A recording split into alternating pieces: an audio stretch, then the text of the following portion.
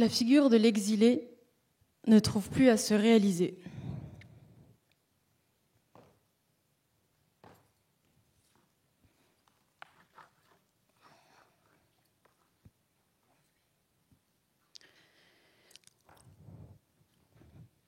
Parce qu'il n'y a plus de lieu.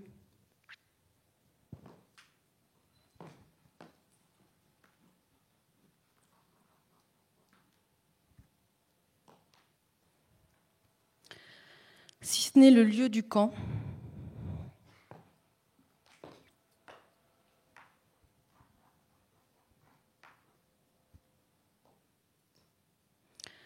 de la mise à l'écart,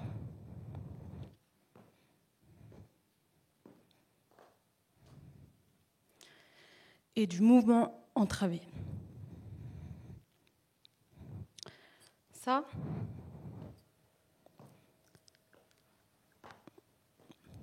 c'est 4 mètres carrés. 4 mètres carrés, c'est l'espace dédié à un réfugié dans un camp. J'ai appris à voir le monde à travers ces parcelles de mètres carrés. Je m'appelle Rima Hassan et mon monde est un camp. J'ai appréhendé le monde, notre monde, à travers ce statut particulier, celui d'une réfugiée encampée. Mais cherchez pas, encampée, ce n'est pas dans le dictionnaire. Une personne encampée, c'est une personne exilée, bloquée entre l'incapacité de son état d'origine à la protéger efficacement et l'état hôte qui échoue à l'accueillir effectivement. Les encampés cristallisent les échecs cumulés des États en matière donc de protection et d'accueil. Si le statut de réfugié renvoie généralement à la notion d'exil et nous invite donc à questionner nos politiques, nos mécanismes d'accueil, le statut d'encampé, lui, vient conditionner et figer cet exil. L'encampement est conditionnement. Un conditionnement matériel, socio-culturel et psychologique. Si le camp est souvent perçu comme un mode d'accueil viable, voire acceptable, en réalité, il est avant tout un mode de gestion des indésirables. Ces indésirables qu'Hannah Arendt appelait les sans-état. Et il y a quelque chose de honteux, faut le dire, dans l'idée de n'être nulle part. Toute ma jeunesse, cette honte m'a habitée. J'ai eu du mal à me représenter tous les éléments qui composaient mon identité, la façon dont je pouvais pleinement me l'approprier et donc la revendiquer. Réfugiée palestinienne sans avoir jamais connu la Palestine, née en Syrie dans un camp sans pour autant avoir obtenu la citoyenneté syrienne, puis arrivée en France à 10 ans dans la ville de Niort. Ça a été le coup de grâce. Clairement, j'ai cumulé. Vous n'êtes jamais véritablement prêt à l'exil, encore moins un exil pour Niort.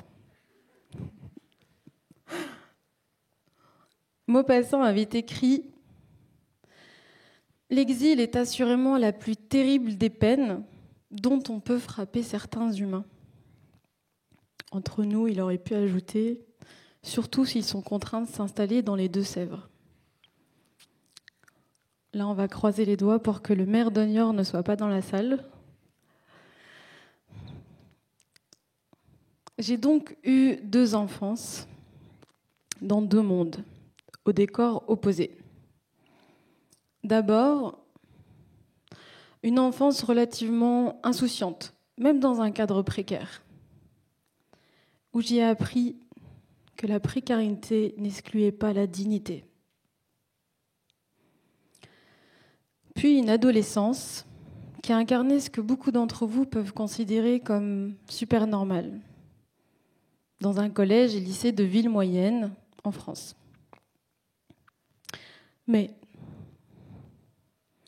je ne l'ai jamais vu ou perçu comme tel. Parce que la migration est un traumatisme et qu'il n'y a rien de normal à devoir vivre en pensant les plaies de l'exil. Vous l'aurez compris, la question de l'encampement m'a longtemps hantée. J'en ai voulu à la terre entière d'être née là où j'étais née. Jusqu'à ce que je réalise que j'étais loin d'être un cas isolé et que mon histoire était celle de millions d'autres personnes.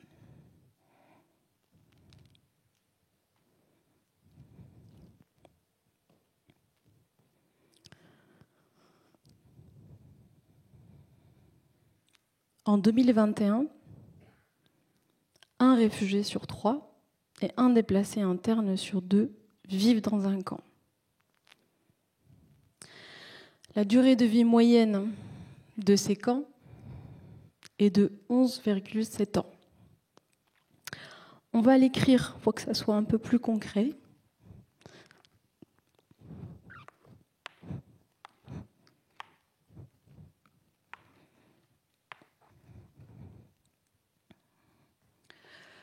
« 11,7 ans.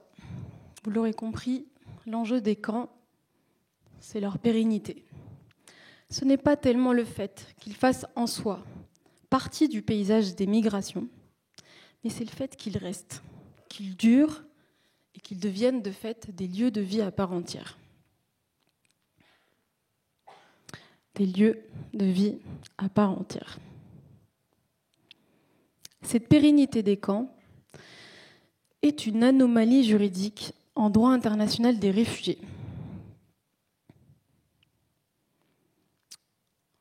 Le camp ne fait l'objet d'aucune définition internationale qui fasse consensus. Bon, là, c'est la juriste qui parle, mais on va poser quelques bases théoriques ensemble. Il faut bien comprendre que le camp est en principe installé en dernier recours, lorsqu'on est dans l'incapacité de mettre en œuvre une des 3 solutions durables prévues en matière de traitement des réfugiés. Ces 3 solutions durables sont soit l'accueil, le rapatriement volontaire, ou bien la réinstallation. Le camp est donc une zone humanitaire artificielle, créée de toutes pièces, qui n'a pas vocation à durer, et qui va se substituer aux prérogatives des États.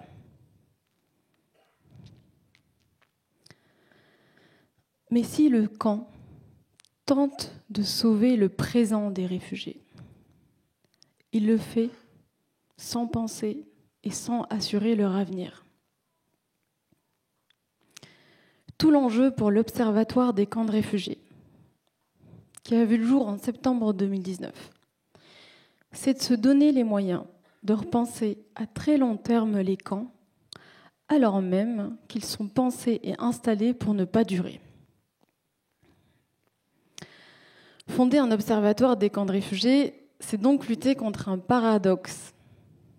Si le camp est une des caractéristiques de l'exil, il ne doit pas et ne peut plus être envisagé comme une solution à l'exil. Et j'ai un trou.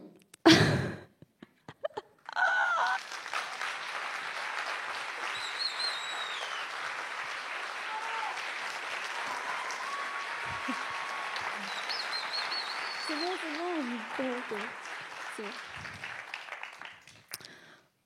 Merci.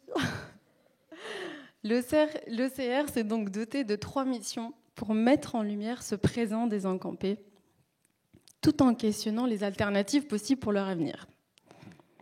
D'abord, Nous recensons et nous étudions les camps installés à travers le monde. Nous sommes la seule et la première organisation qui assure un travail similaire.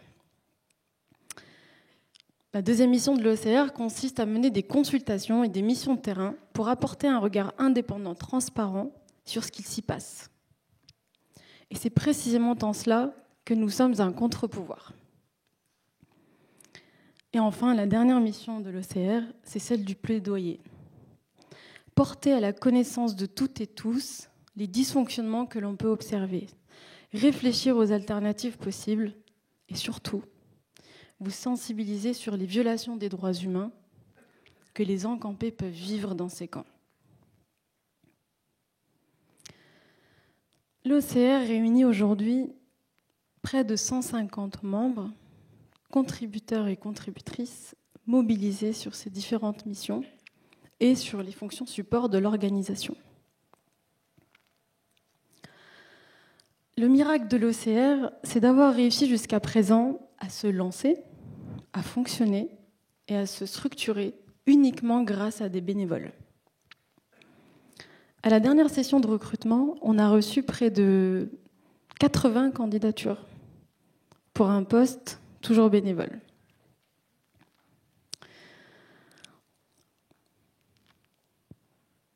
Bonsoir.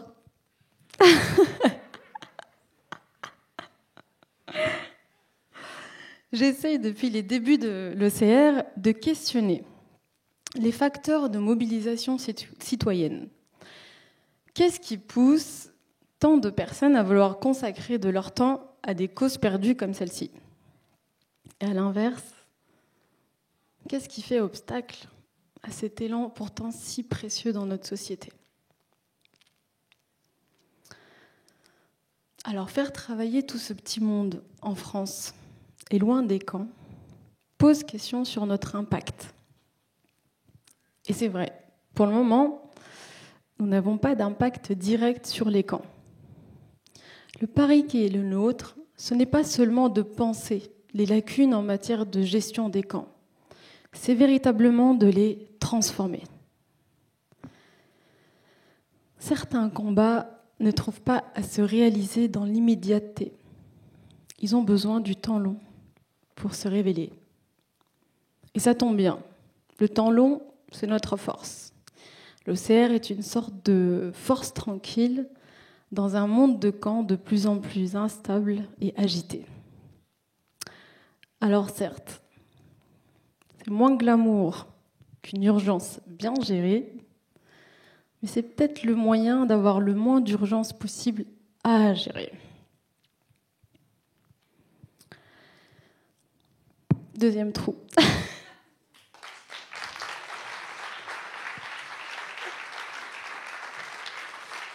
Ah, c'est bon. Non, mais c'est bon, je l'ai retrouvé. C'est terrible. C'est terrible. Vous m'impressionnez, c'est pour ça. À ce stade, notre premier impact, c'est vous.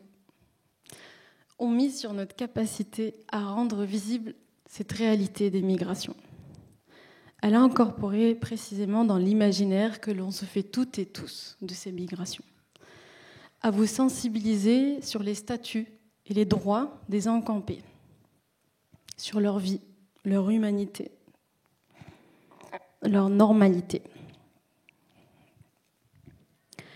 Le caractère exceptionnel de cet exil nous empêche parfois de les voir dans leur normalité. Notre cible, ce sont aussi, bien sûr, les acteurs mandatés pour gérer ces camps. Un jour, on a été contacté par l'un d'eux. Il s'agit de l'antenne de l'UNRWA au Liban. L'UNRWA est le principal gestionnaire des camps palestiniens dans la région. Je vous fais rapidement la scène. Chère madame, on a récemment pris connaissance des travaux de l'Observatoire des camps de réfugiés. En consultant votre site internet, on s'est rendu compte que vous aviez travaillé sur le Liban, et notamment le camp de Nahr el-Bared, à Tripoli. Avez-vous terminé votre étude? Si oui, nous souhaiterions la consulter. Mais ce qui est fou, c'est que nous, on n'a jamais mis les pieds dans le camp Nahr el-Bared. Mais que ce gestionnaire mandaté pour gérer ce camp avait besoin de notre regard.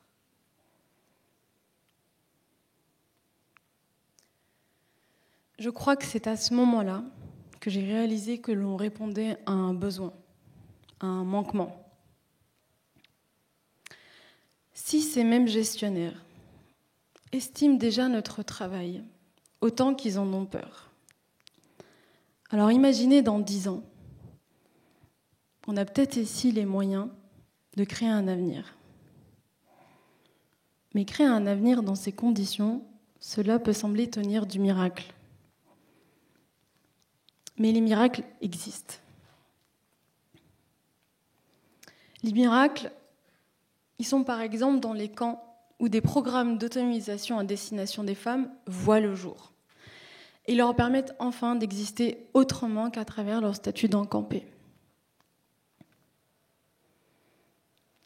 Le miracle, il est aussi dans le camp d'Amboko, au Tchad, où des moyens ont été mobilisés pour une politique de villagisation du camp, ce qui a permis aux réfugiés centrafricains de bénéficier du service de l'éducation en dehors du camp, avec la société locale, et non plus séparés de celle-ci.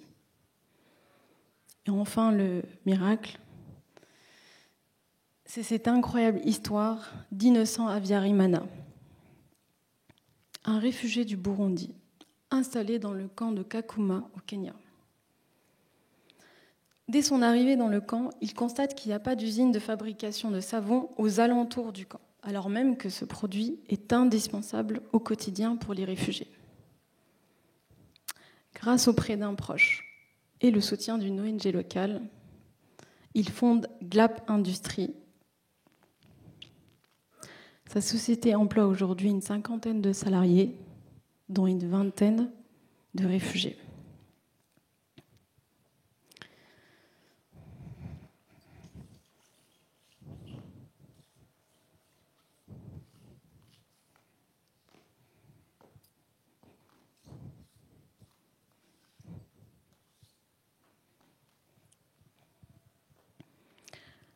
Le miracle, en définitive, il est partout, là où les personnes réfugiées ne sont pas empêchées de se réaliser. Je vous remercie.